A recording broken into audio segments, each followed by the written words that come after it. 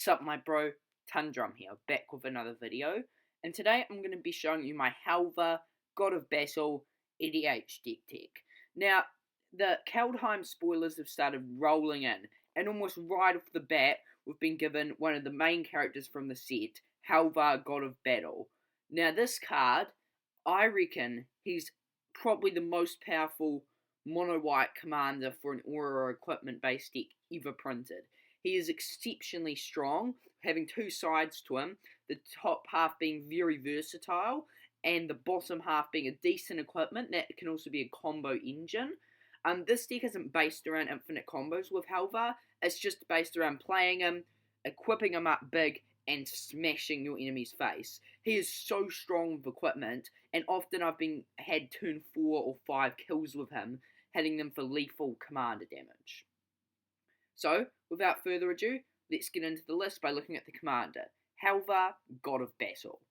He's a 4-mana 4/4 legendary creature god, and it says creatures you control that are enchanted or equipped have double strike. Now this is a huge upside, automatically gives all your equipped and enchanted creatures double strike, is insanely strong. Normally with enchantment or equipment decks you have to go out of your way to play an enchantment to give the creature double strike, but this effect being automatic is extremely strong, and it says at the beginning of your combat you may attach target aura or equipment you control that's already attached to a creature you control to another creature you control, and he's a 4/4, so he's really solid on his own.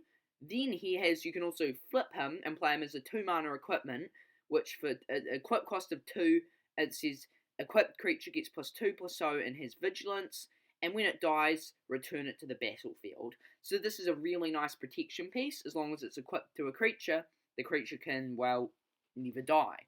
Well, not never die, it will resurrect when it dies, and then you can re-equip. Exceptionally good protection piece. So what we normally do with him, we have 2 game plans.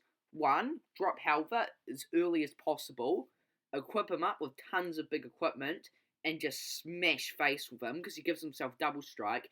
Even with just 1 equipment on his own, he's already hitting for probably 10 plus damage, which is exceptionally strong. Or another game plan is play an aura-based creature that gives you tons of bonuses for putting auras on it, and then repetitively equip the sword to it, so it's exceptionally hard to remove, and smash face that way.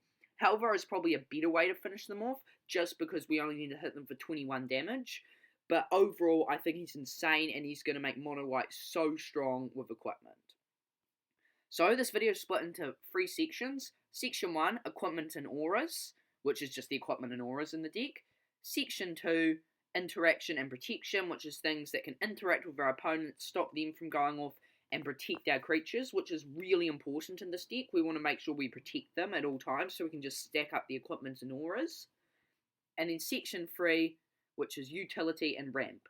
In section 3, I've also thrown in all the creatures, because we only have about 10 or so creatures, but they are important to run a few to equip in case Halvar gets dealt with. And it is really nice to play a creature early on, give them an enchantment, drop Halvar, give Halvar that enchantment, or equipment, next turn equip Halvar with something and give him an enchantment or hold up a protection, swing him for 20 damage. But enough about that. Let's get into section 1, equipment and auras. First up in this section we have O Naginata.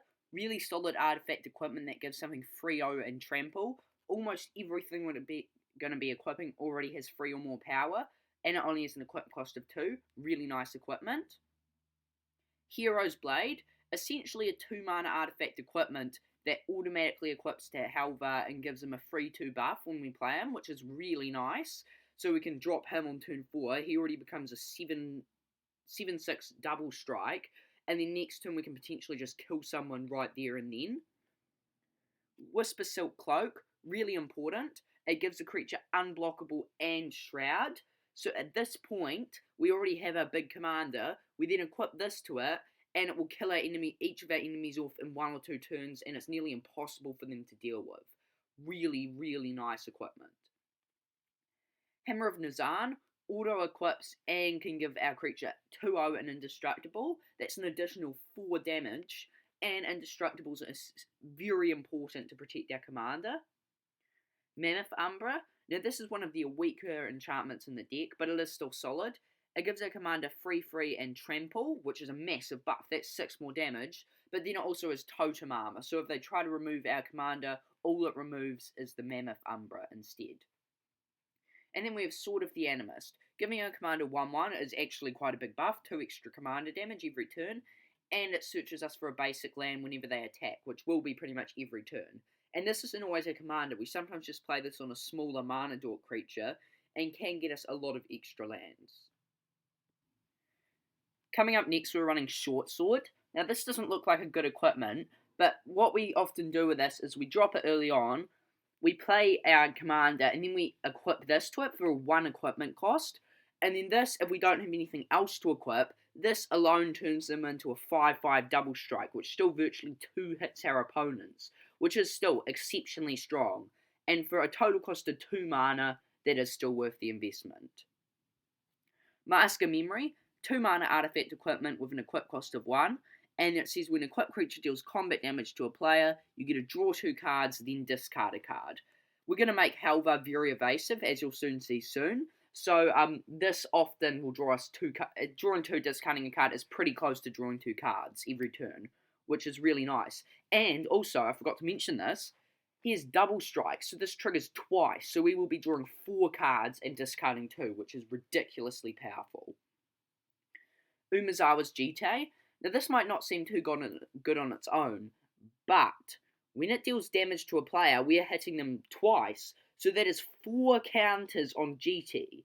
Then, next turn, we remove 4 counters, and we can also use the other utility, gain life or destroy creatures, but then we remove 4 counters and give him an 8/8 buff. This on its own will instantly kill an opponent. An 8 Umezawa's Jitte, 1 buff on it, will already automatically instantly kill an opponent. And this is just incredible. GT is exceptionally strong, especially in this deck. Faladar Amra. This is really nice. Gives our commander lifelink, which can gain us tons of life, the amount of damage he's going to be doing. And it also has totem armor, which is really important. Makes it really hard for our commander to be removed. Next up, we have Spectra Ward. This card is very strong if we drop it on the commander. Play commander, play this on turn 5.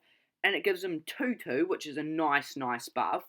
But then he says he has protection from all colours. And this effect doesn't remove auras. And all our equipments are colourless anyway. So this makes our commander essentially unblockable and impossible to target with removal. If we drop this on a commander on turn 5, our opponents are going to be destroyed within a few turns. It does mean we ourselves can't play enchantments onto it, but we can still equip him, which is really solid. This card is a bomb if we can resolve it on a commander.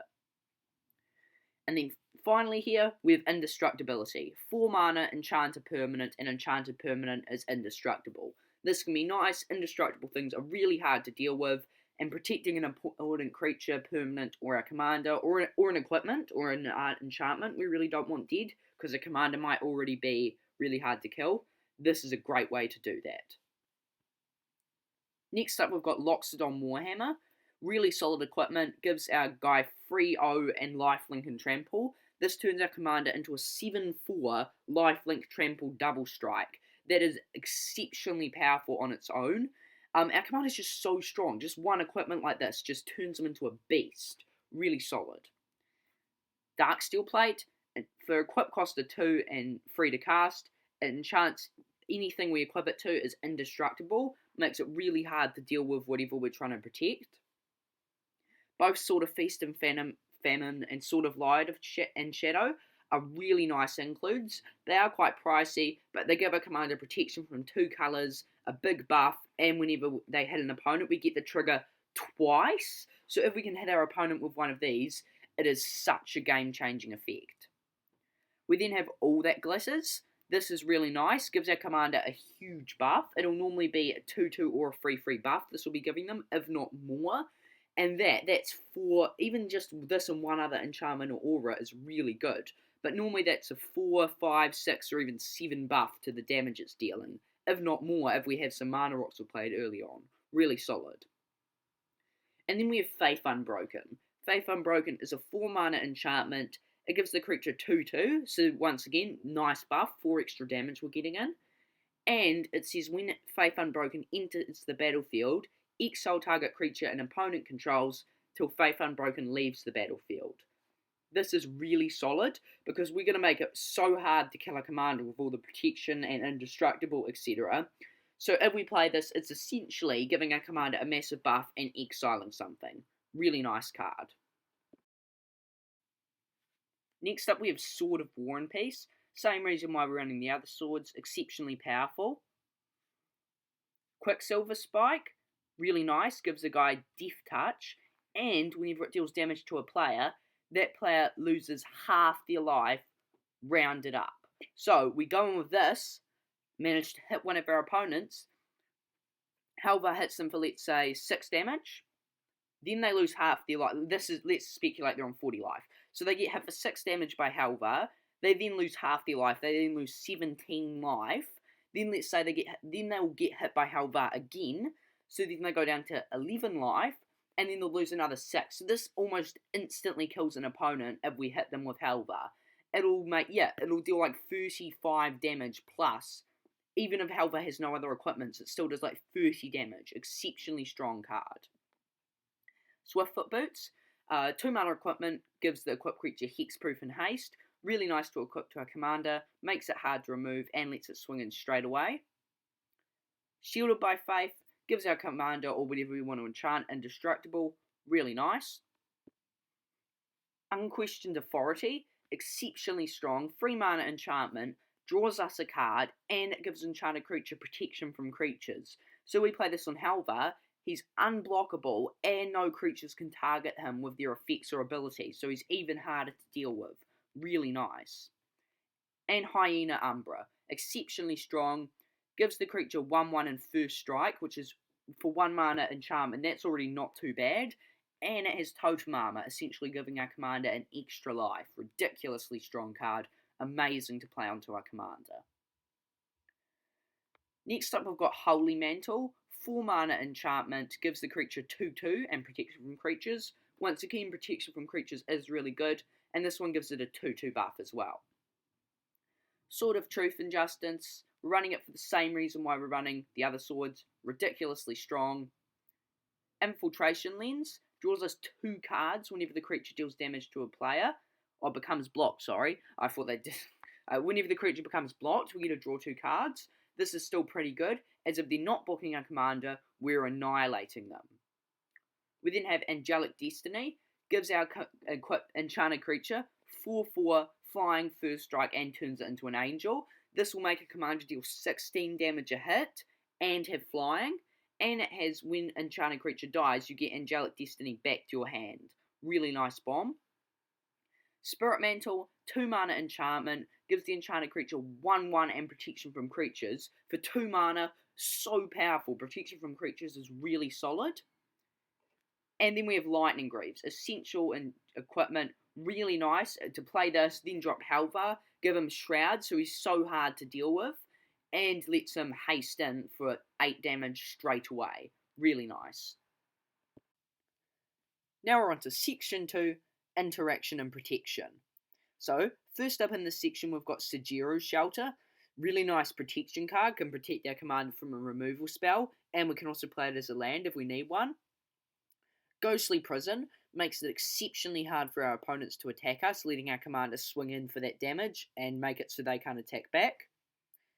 Single Combat essentially just ball wipes all our opponents. It doesn't really affect us because our one big creature we're saving, we just choose.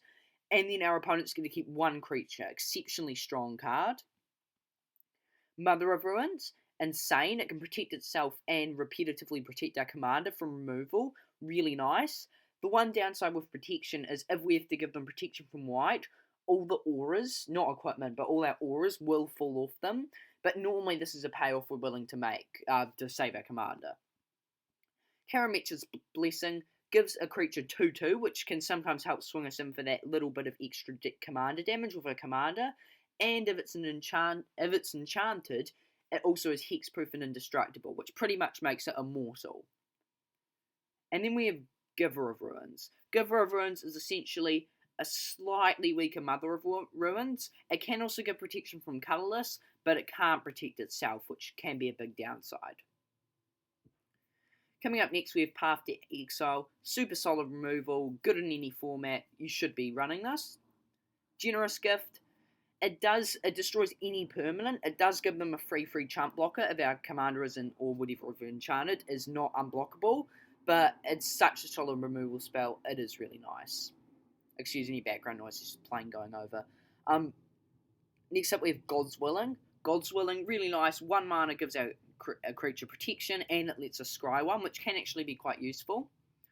Silent Arbiter. This is so good. It says no more than 1 creature can attack each combat. This doesn't affect us, and no more than 1 creature can block each combat. If anything, this doesn't affect us, and if anything, it makes it harder for opponents to kill our commander. This is so nice, makes it nearly impossible for us to be killed by our opponents. Swords to Plowshares, auto-include. There's no reason why I shouldn't be running this. Great piece of interaction. And Divine Reckoning, really nice. Essentially just the same thing as single combat, except that you can also flashback it, which makes it even better. Busted card, definitely worth putting in. Insane in this deck.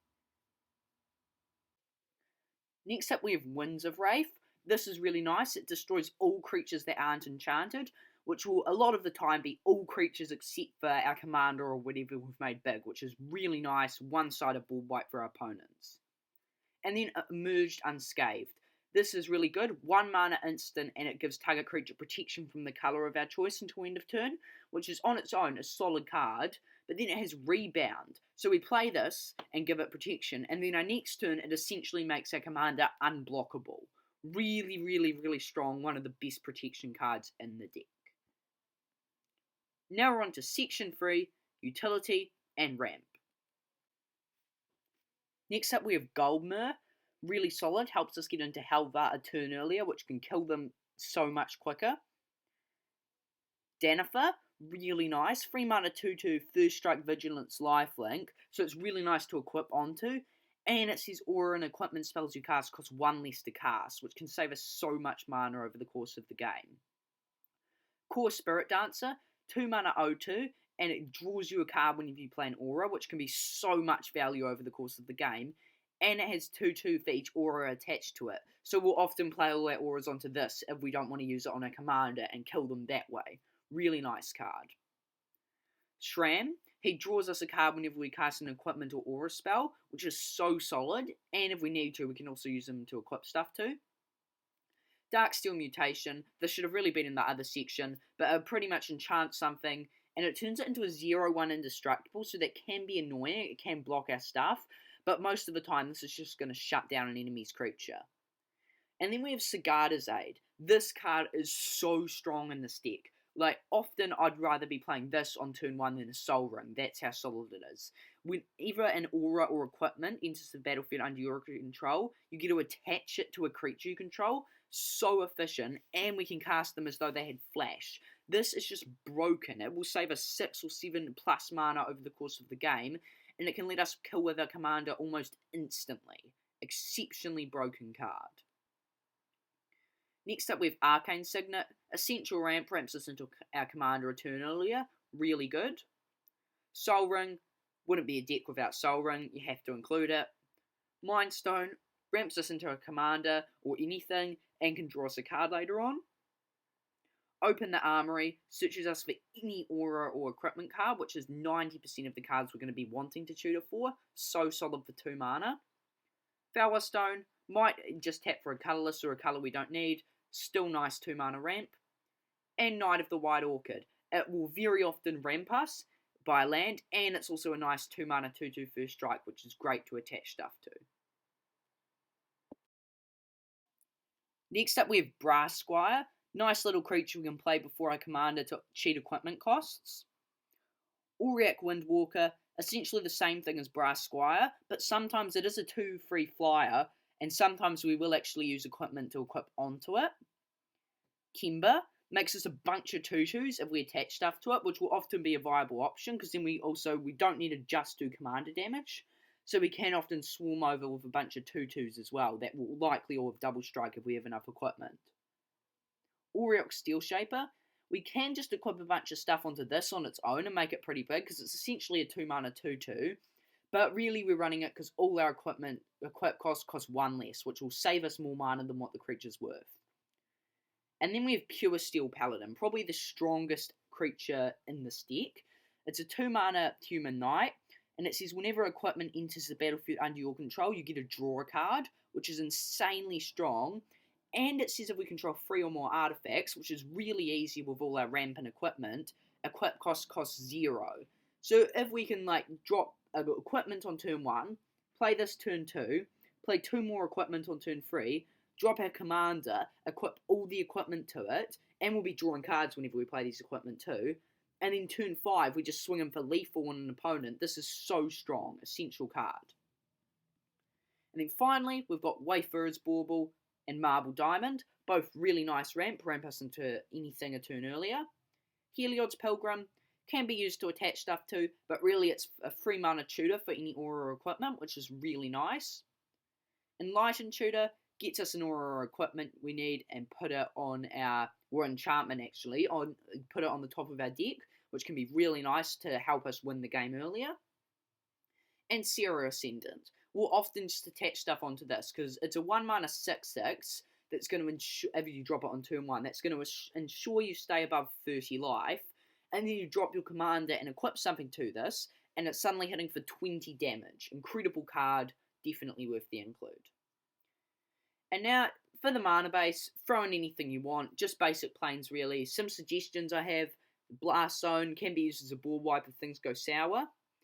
New Benalia enters tap but can get us a scry one, help us versatile our draws out a bit more. Westvale Abbey can make us 1/1s if we're out of creatures if we need to, because we are only running a dozen or so creatures in the deck. And if we somehow have tons of creatures off Kimber, for example, we then get a massive game-winning demon. And then just put in any cycling lands you think should be worth the include, and then the rest just fill in with basic planes. And yeah guys, that concludes the video. I hope you enjoyed. I am so hyped for this new commander, and I'm hyped for this new set. I reckon he's going to be insane. And yeah, thanks for watching. Make sure to leave a like and subscribe, and I hope to see you next time.